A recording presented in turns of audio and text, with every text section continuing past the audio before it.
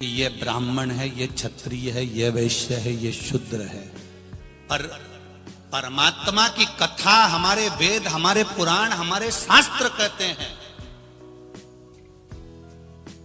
कि ब्राह्मण, क्षत्रिय, वैश्य और शूद्र जैसे ये व्यासपीठ की चौकी, चौरंग, पाटे के चार पाए हैं, 1 2 3 4, उसी तरह ब्राह्मण, क्षत्रिय, वैश्य और शूद्र, ये चार पाए हमारे सनातन धर्म के हैं। वो तो दुनिया के लोगों ने इन लोगों को तोड़कर अपना वोट बैंक इकट्ठा कर लिया, नहीं तो देखा जाए तो ये सब एक ही है, सब एक। ब्राह्मण, क्षत्रिय, वैश्य, शूद्र सब एक। मेरे परमात्मा क्या भेद नहीं है। अगर मेरे परमात्मा क्या भेद होता तो संत रविदास जी के सामने जब मीराबाई खड़ी हुई और मीराबाई ने कहा, गुरुदेव तुम गंगा के घाट पर मैं तुम्हारे लिए झोपड़ी बना देती हूं, तो रविदास जी कहते हैं मैं गंगा के घाट क्यों जाऊं, मेरे भजन में स्वयं गंगा आती है। इतने में मीराबाई ने कहा, गंगा यहां आती है? हाँ, जिसमें चमड़ा धोते थे रविदास जी जिसमें चमड़ा धोते थे, उस चमड़े के पात्र में से रविदास जी कहते, राम राम सीता राम सीता राम राम राम, गंगा मैया प्यास लग रही है, पानी दोगी? इतने में उस चमड़े के पात्र में जिसमें चमड़ा धोया जाता था, गंदा पानी जिसमें भरा हुआ था चमड़े का, उसमें से गंगा जी का रत्न जड़ा हुआ हाथ निकल कर आता है और रविदास जी को पानी पिला देती हैं। ये शास्त्र हमारा कहता है। भगवान कभी भेद नहीं करता कि ये ब्राह्मण है, ये क्षत्रिय, ये वैश्य, ये शूद्र है। भेद हमने करा है, हमने कह दिया ये बड़ा ये छोटा, भेद हम कर रहे हैं। हमारा अपना अपनों से कटने लगा है, हमारा अपना अपनों से बेर करने लगा है। उन अपनों को हमें नहीं छोड़ना है, उन अपनों को अपना कर अपना आनंद लेकर अपनी जिंदगी का रसतत्व प्राप्त करना है। बड़े से बड़ा कार्य जब हमारे यहां कुछ होता है तो सबसे पहले बांस की डलिया, सुपड़ा, बांस का सामान एक बंसकार के यहां से आता है, मट्टी के बर्तन एक कुम्हार के यहां से आते हैं। हमारे यहां से नित्य जो शुरुआत होती है वो कहीं ना कहीं हमारे यहां पर एक आनंद के साथ होती है। शंभु शरणे पर मांगू घड़ी रे घड़ी, दुख काटो दया करी ने दर्शन आपो। ये शुरुआत है हमारे जीवन की, और वहां सुख का अनुभव कराया जाता है, आनंद का अनुभव कराया जाता है। रामू मोची आप ही हो? हाँ। संत कह रहे हैं, रामू मोची ने पूछा आप कहां से आए हो? मैं प्रयागराज जा रहा था तो मैं यहां आ गया, कुंभ के मेले में। अरे वाह। रामू मोची बोला, मेरा भी 10 साल से मन कर रहा है कुंभ के मेले में जाऊं, प्रयागराज जाऊं, प्रयागराज जाऊं। फिर क्यों नहीं जाते? मेरा भी 10 साल से मन कर रहा है कि प्रयागराज जाऊं कुंभ के मेले में, फिर क्यों नहीं जाते? क्यों नहीं जाते? रामू मोची ने कहा, रोज महीने में मैं जो काम करता हूं जूता चप्पल का, उससे मैं महीने में 1 रुपया बचा लेता हूं। अब की बार मैं कुंभ के मेले में जाऊंगा ये सोचकर मैंने 12 महीने के 12 रुपए इकट्ठे कर लिए और मेरी तैयारी होने लगी। पर मेरी पत्नी गर्भ से है तो मेरी पत्नी पड़ोस में कहीं मेथी की सब्जी की खुशबू आ गई। कौन सी सब्जी की? मेथी की सब्जी की खुशबू आ गई। और मेथी की सब्जी की खुशबू आई तो मेरी पत्नी ने कहा, मुझे मेथी की सब्जी खाना है। हमारे यहां बड़े बुजुर्ग कहते हैं कि गर्भवती नारी को जो प्रिय लगता है खाने के लिए वो उसको देना चाहिए, हमारे बुजुर्ग कहते हैं। मोची ने कहा, मेरे पड़ोसी के यहाँ बहुत अच्छे पड़ोसी हैं, उनके पास में सब कुछ है, खूब अच्छा उनका घर भी बना है, 2 मंजिल का उनके यहाँ पर सब कुछ है। मैं उन्हीं के यहाँ पर पहुंच गया। मैंने दरवाजा बजाया, दरवाजा बजा कर कहा, काकी जी, ओ काकी जी, काकी जी, ओ काकी जी।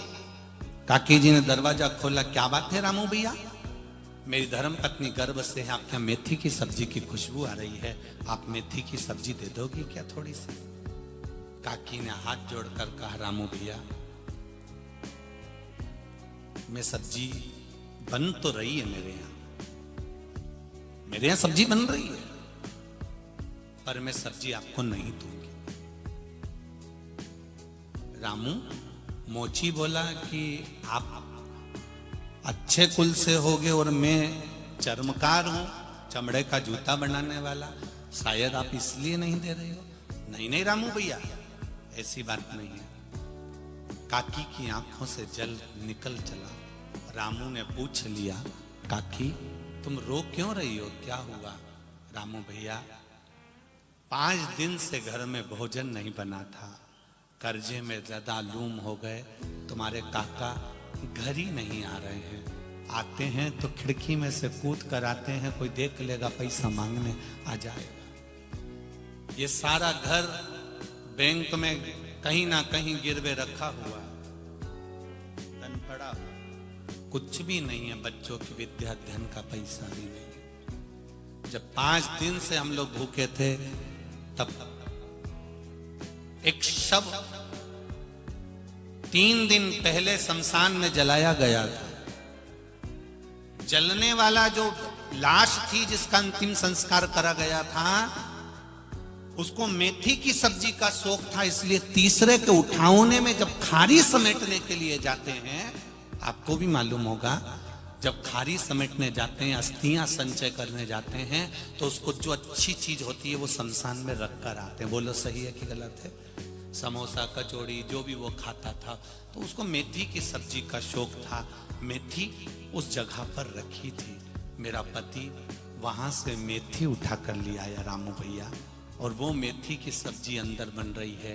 ऐसी जगह की मैं सब्जी आपको कैसे दे दूं रामू भैया, क्योंकि आपकी धर्म पत्नी गर्भ से है, गर्भ से। ऐसी सब्जी मैं आपको कैसे दूं? रामू भैया ने कहा, काकी जी घर इतना बड़ा सब गिरवे रखा, हाँ कर्जे में लदा लूम, 2 रोटी नहीं खा सकते राम, बच्चे भूख से बिलख रहे राम। चमड़े का जूता बनाने वाले चर्मकार सब्जी लेकर कहते हैं कि मुझे थोड़ी सी सब्जी दे दो, क्योंकि मेरी पत्नी के लिए चाहिए। सब्जी लेकर तो चले गए। 12 रुपए जो उन्होंने कुंभ में जाने के लिए इकट्ठे करे थे, वो लेकर काकी के हाथ में थमा दिए कि ये कुंभ में जा रहा था, उसका धन था। 1 साल 12 महीने में 12 रुपए मैंने कमाए हैं कुंभ में जाने के लिए, प्रयागराज जाने के लिए। ये 12 रुपए तुम रखो, बच्चों का पेट भरो, फिर देखा जाएगा। कुंभ के मेले में मैं बाद में चले जाऊंगा। संत को जब मालूम पड़ा तो संत ने उस रामू मोची के हाथ जोड़ लिए कि तेरे बराबर दुनिया में कोई पुण्य नहीं कर सकता।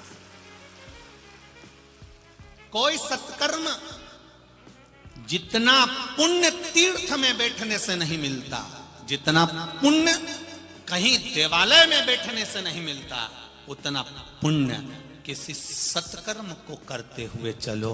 किसी की विद्या, किसी का भोजन, किसी को पानी, किसी को जल, ये देते हुए चलो।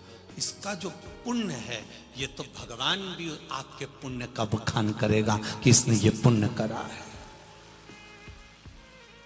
गुरु नानक देव जी ने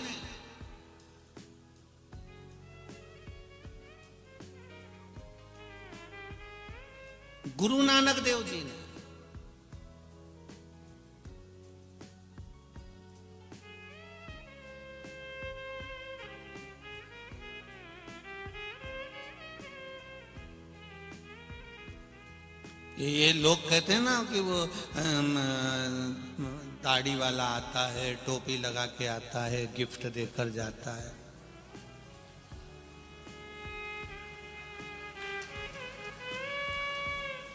ये सफेद दाढ़ी वाला तो एक ही है, और वो है मेरा गुरु नानक देव, जिसने दुनिया का पेट भरना सिखाया है।